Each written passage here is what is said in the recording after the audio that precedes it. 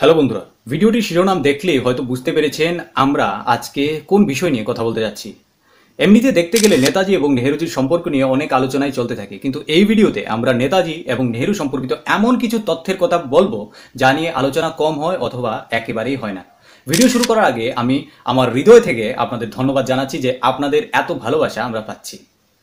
নেহেরু এবং সুভাষচন্দ্র বসু একে অপরের থেকে ৮ বছরের ব্যবধানে জন্মগ্রহণ করেছিলেন। ভারত মায়ের এই দুই পুত্রের মধ্যে নেহেরু 1889 সালের 14 নভেম্বর এবং সুভাষ বসু 1897 সালের 23 জানুয়ারি জন্মগ্রহণ করেছিলেন। নেহেরু তার প্রথম দিনগুলো এলাহাবাদে কাটিয়েছিলেন এবং সুভাষের প্রাথমিক জীবন উড়িষ্যার একটি শহর কটকে অতিবাহিত হয়েছিল। আপনারা জানেন বন্ধুরা, নেতাজি এবং নেহেরুর মধ্যে এক ধরনের সিমিলারিটি ছিল।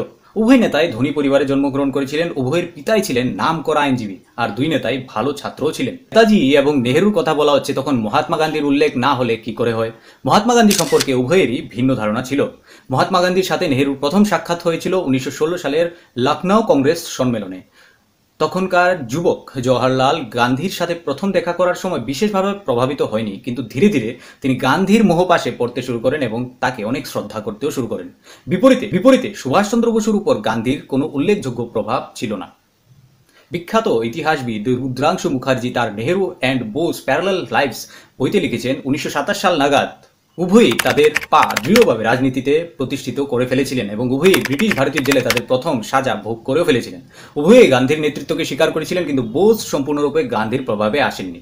বন্ধুরা, আপনি কি জানতে চান এই দুই নেতার মধ্যে মেলামেশা কবে থেকে শুরু হয়েছিল? বোস আর নেহেরুর নিকটত্ব তখন বেরিয়েছিল যখন নেহেরুর স্ত্রী কমলা টিবি রোগের চিকিৎসার জন্য ইউরোপ গিয়েছিলেন। সেই সময় জওহরলাল জেলে বন্দী ছিলেন। সুভাষ বসু বিশেষ করে কমলাকে দেখতে ওয়েডেনওয়েলার গিয়েছিলেন। কমলার অবস্থার অবনতি হলে নেহেরুকে জেল থেকে মুক্তি দেওয়া হয়। সুগত বোস তার হিজ ম্যাজেস্টিস অপোনেন্ট বইটিতে লিখেছেন, নেহেরু ইউরোপে পৌঁছলে বোস নেহেরুর সাথে দেখা করতে ব্ল্যাক ফরেস্ট রিসোর্টে যান এবং দুজনেই একই বোর্ডিং হাউসে থাকেন।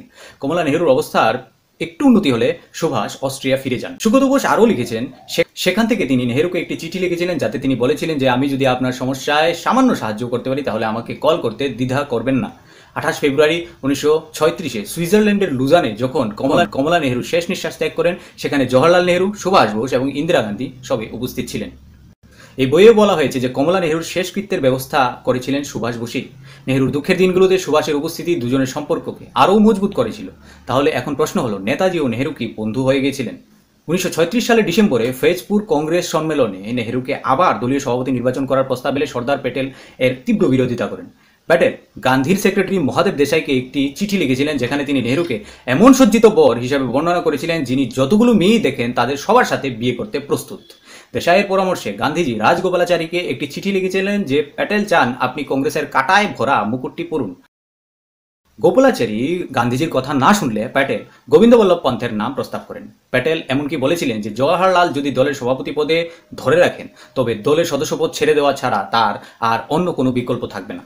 বন্ধুরা, সর্দার প্যাটেল নেহেরুর ব্যাপারে এত কঠোর শব্দ কেন ব্যবহার করেছেন এই ব্যাপারে আপনারা আমাদেরকে কমেন্টে অবশ্যই জানাবেন। ভিডিওতে ফিরে চলছি। 1937 সালে মহাত্মা গান্ধী কংগ্রেসের সভাপতির জন্য সুভাষচন্দ্র বসুর নাম প্রস্তাব করেছিলেন। যতদিন জওহরলাল নেহেরু কংগ্রেসের সভাপতি ছিলেন, সুভাষ বসু হয় জেলে ছিলেন অথবা বিদেশে। সুভাষ বসু যখন কংগ্রেসের সভাপতি হন, নেহেরু ভারতে ছিলেন না। তখন এই দুই নেতার মধ্যে কোনো আদর্শগত পার্থক্যও ছিল না।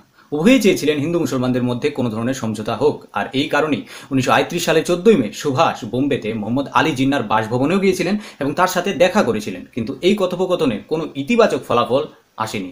কারণ ততদিনে মোহাম্মদ আলী জিন্না তার নিজস্ব স্বতন্ত্র দেশ তৈরি করার স্বপ্ন দেখছিলেন, যা সুভাষচন্দ্র বসু আগে থেকেই টের পেয়ে গিয়েছিলেন। নেহেরুর মতো সুভাষচন্দ্র বসুও আরও 1 বছরের জন্য কংগ্রেসের সভাপতি হওয়ার ইচ্ছা প্রকাশ করেছিলেন।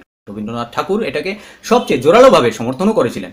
তার দৃষ্টিতে কংগ্রেসে আধুনিক চিন্তাধারার মানুষ মাত্র দুজন ছিলেন, সুভাষ ও জওহরলাল। যেহেতু নেহেরু প্ল্যানিং কমিটির চেয়ারম্যান ছিলেন, তাই রবীন্দ্রনাথ সুভাষচন্দ্র বসুকে আবার কংগ্রেসের সভাপতি করতে চেয়েছিলেন। কিন্তু গান্ধী সুভাষচন্দ্র বসুকে আবার কংগ্রেস সভাপতি করার পক্ষে ছিলেন না, বরং গান্ধী সুভাষ বসুর বিরুদ্ধে নির্বাচনে গান্ধীর ঘনিষ্ঠ পাট্টাভি সীতারামাইয়াকে প্রার্থী করেছিলেন। কিন্তু মজার ব্যাপার হলো, গান্ধীর বিরোধিতা সত্ত্বেও সুভাষ বসু জিতেছিলেন। তিনি মোট 1580 ভোট পেয়েছিলেন, যেখানে সীতারামাইয়া মাত্র 1377 জনের সমর্থন পেতে পারে। এখন এ বিষয়ে গান্ধীর ইগো হার্ট হয়ে যায়। গান্ধী বলেছিলেন, যেহেতু সীতারামাইয়া আমার অনুরোধে এই প্রতিযোগিতা থেকে সরে আসেননি, তাই এই পরাজয় তার নয় বরং আমার। বন্ধুরা, আমাদের প্রিয় গান্ধীজিও না ছিলেন ভিন্ন জগতের একটি মানুষ। মাঝে মাঝে মনে হয় গান্ধীজি নিজেও জানতেন না যে তিনি কি চান। রুদ্রাংশু মুখোপাধ্যায় লিখেছেন, সুভাষ স্বীকার করেছেন যে গান্ধীজির এই বক্তব্যে তিনি আহত হয়েছেন।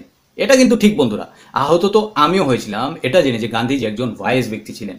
আর আপনি জানলে অবাক হবেন যে সুভাষ ও নেহেরুর মধ্যে মোট পার্থক্য এখান থেকেই শুরু হয়েছিল। শান্তিনিকেতনে নেহেরু ও সুভাষের মধ্যে 1 ঘন্টা ব্যাপী একটি বৈঠক হয়। এই বৈঠকে কি আলোচনা হয়েছিল তার কোনো নথি নেই, তবে এরপরে নেহেরু বোসকে যে চিঠি লিখেছিলেন তার রেকর্ড অবশ্যই রয়েছে। এই চিঠি থেকে স্পষ্টতই বোঝা যাচ্ছিল যে ততক্ষণে নেহেরু ও সুভাষের মতামতের মধ্যে ফাটল শুরু হয়ে গেছে। এরপরে কিভাবে নেহেরু এবং নেতাজির মধ্যে সম্পর্কের ফাটল ধরেছিল, এতে গান্ধীজির ভূমিকা কি ছিল এবং নেতাজির মৃত্যুর খবর পাওয়ার পর নেহেরুকে পরবর্তী 20 বছর ধরে নেতাজির পরিবারের উপর গোয়েন্দাগিরি কেন করতে হয়েছিল, আমরা আমাদের পরবর্তী ভিডিওতে এই বিষয়ে কথা বলবো। ভিডিওটি ভালো লাগলে একে লাইক করবেন এবং আমাদের চ্যানেলটিকে অবশ্যই সাবস্ক্রাইব করবেন যাতে আপনি আমাদের আরও ভিডিও ভবিষ্যতে দেখতে পারেন। তাহলে আজ এখানে বিদায় নিচ্ছি বন্ধুরা, আপনারা খুশি থাকুন, আমাদের দেশও খুশি থাকবে। জয় হিন্দ।